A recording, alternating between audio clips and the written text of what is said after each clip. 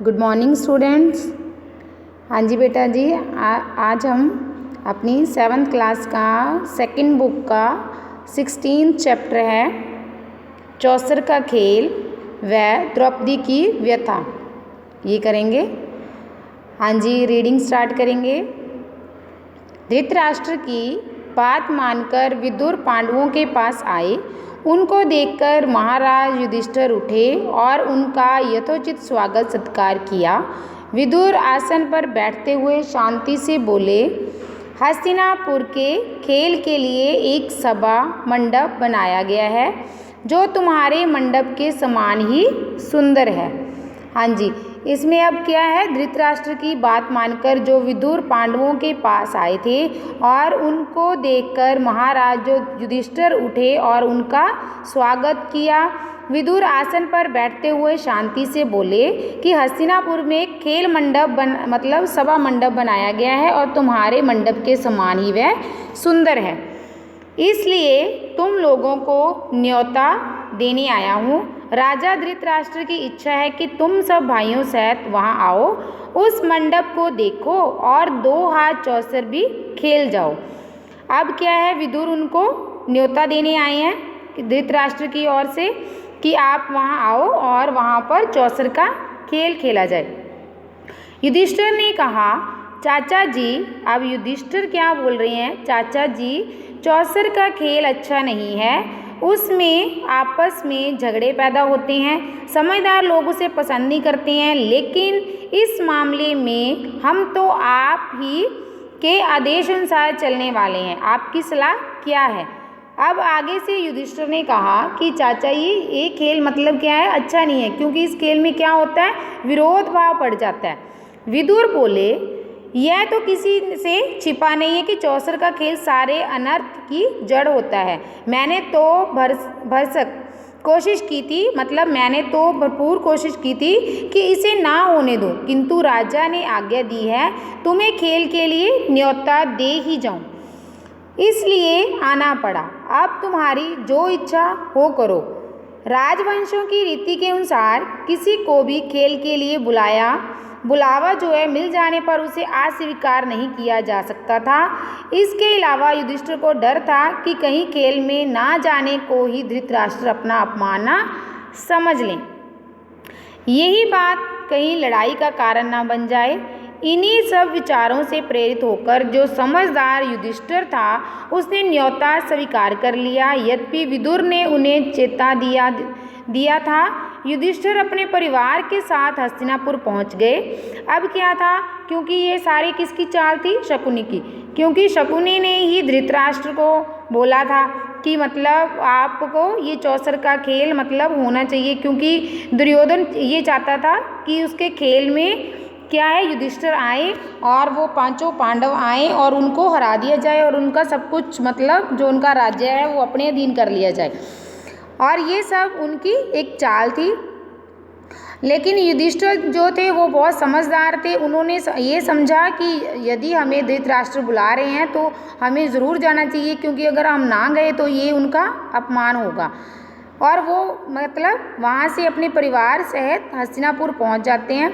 नगर के पास ही उनके लिए एक सुंदर विश्राम गृह बना था, वहाँ ठहरकर उन्होंने आराम किया। अगले दिन सुबह नहा धोकर सभा मंडप में जा पहुँचे। कुशल समाचार पूछने के बाद शकुनी ने कहा, युधिष्ठिर खेल के लिए चौपड़ बिछा हुआ है, चलिए 2 हाथ खेल लें।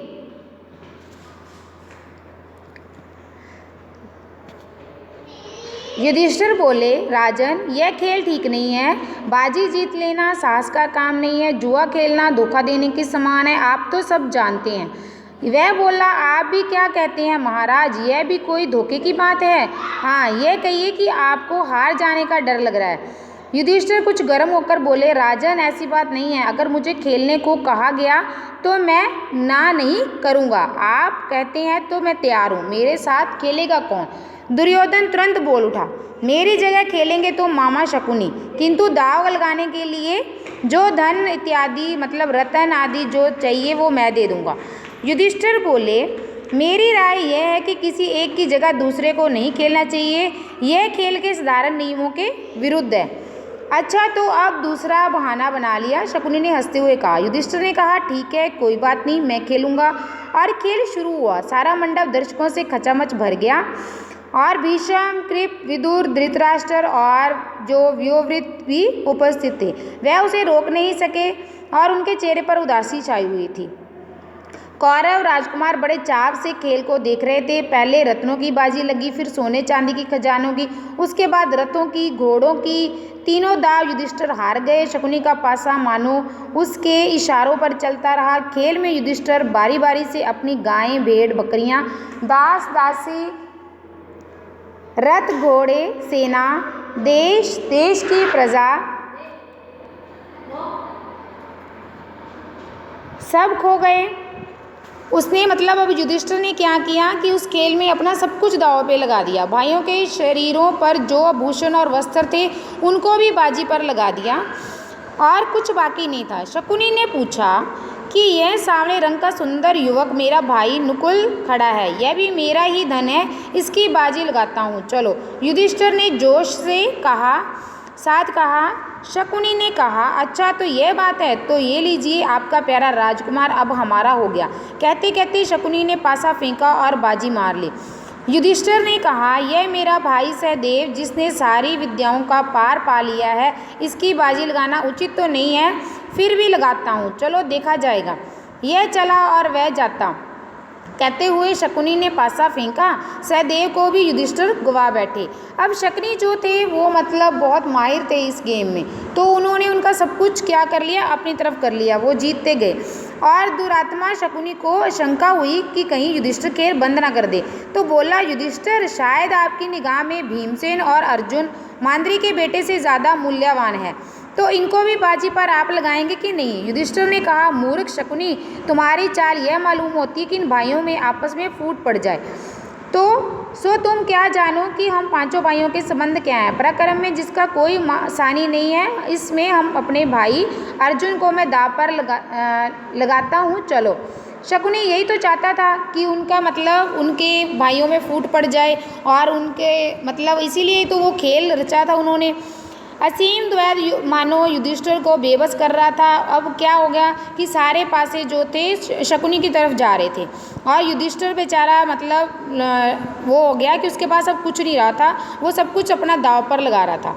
दुष्ट आत्मा शकुनी ने तब भी नहीं छोड़ा और पूछा और कुछ। युधिष्ठिर ने कहा हाँ, यदि इस बार तुम जीत गए तो मैं खुद तुम्हारे अधीन हो जाऊंगा। लो ये जीता, कहते हुए शकुनी ने पासा फेंका, ये बाजी भी ले गया।